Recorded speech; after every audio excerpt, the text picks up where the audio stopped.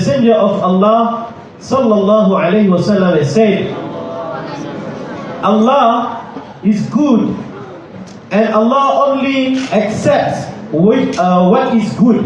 Only accept that which is good. Allah is good, and He only accepts something good. And verily, Allah has commanded the believers to do that which He has commanded the messengers. So the Almighty has said, "O you messengers, eat of the tayyibat."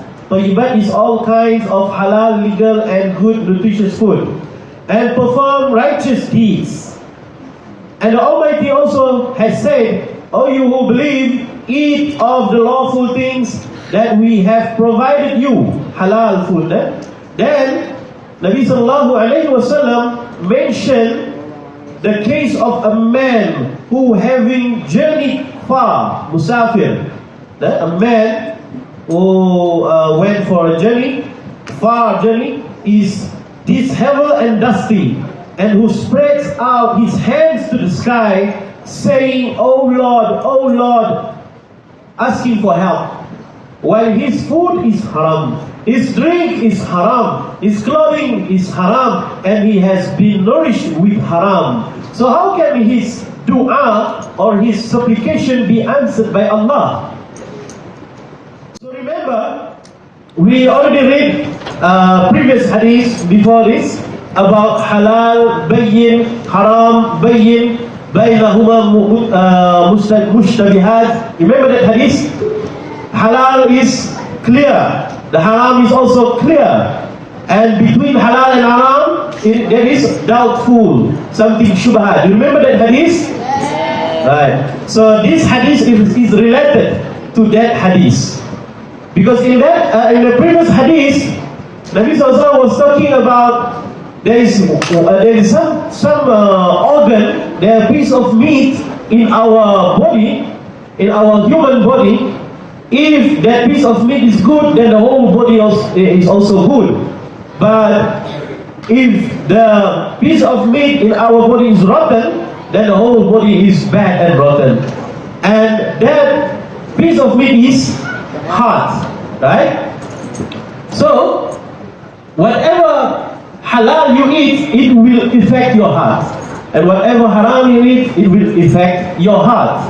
And also in this hadith was talking about, if you take something haram, any haram, for food, for clothing, for drink, or anything haram you do, then your dua will not be accepted by Allah subhanahu wa ta'ala, even though you are in a very very desperate situation. So Nabi sallallahu alaihi wasallam was given he gave an example of a man who was cut off from supply when he was in a far journey. So he didn't get any food, he was very hungry, he was very thirsty, and his clothes also full of dust, and nobody helped him. He was alone in the desert. So this kind of situation, Allah subhanahu wa ta'ala always help. But in this case, Allah subhanahu wa ta'ala didn't want to answer him. Because of what? Because Nabi sallallahu alaihi wasallam said that his drink is haram, his food is haram, clothing is haram, he has been nourished with haram. Then Allah subhanahu wa ta'ala just leave him alone. Allah subhanahu wa ta'ala left him. Allah subhanahu wa ta'ala just ignore him. Allah subhanahu wa ta'ala didn't answer his dua. So remember, if you eat anything haram, if you wear anything haram, if you use anything haram, you must remember that Allah subhanahu wa ta'ala will ignore you. Allah subhanahu wa ta'ala will not listen to your dua. Right? So some people they question, I already made a lot of dua, but it's not accepted by Allah. No, it's not Allah's fault. It's your fault. You must check your halal and haram first. You remember I told you about soap. Who remember about soap? So soap, the main ingredient of soap is what? Oil. Is Oil. Oil. And oil came from? Animals and plants. From fats, right? And fats came from animal or Plant. plant. So there's plant fat and also animal fat. Animal fat is much cheaper. So a lot of soap outside, they use animal fat as their main ingredient. And if they use fat from haram animal, then the same soap we use to wash our body, to wash our to use as a shampoo, to wash our clothes, and we bring it to salat. What happened to our salat? It's not going to be valid. That is why if you want to use soap, you must check the halal logo over there. There's a halal Zakim logo on some products of the shampoo and the soap and everything. So if you find that halal logo, that means that soap is made from plant fat.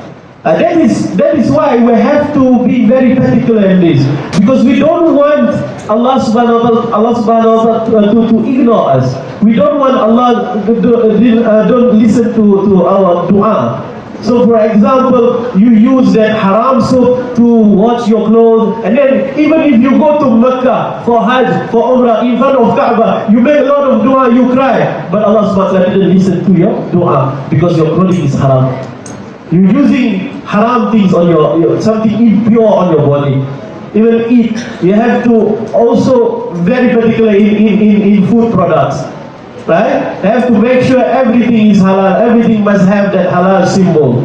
Right? Especially if you go to outside of the country. We are very lucky, we are very fortunate to be in Malaysia, that we have Jakim, we have Majlis Agama and all that always check the ingredients that coming from outside to Malaysia and check the restaurant, the factory, so we can utilize or we can use all the products in Malaysia in ease, and also we are not very hard to live as Muslim, as a good Muslim in Malaysia compared to other countries, which is very hard to find halal food.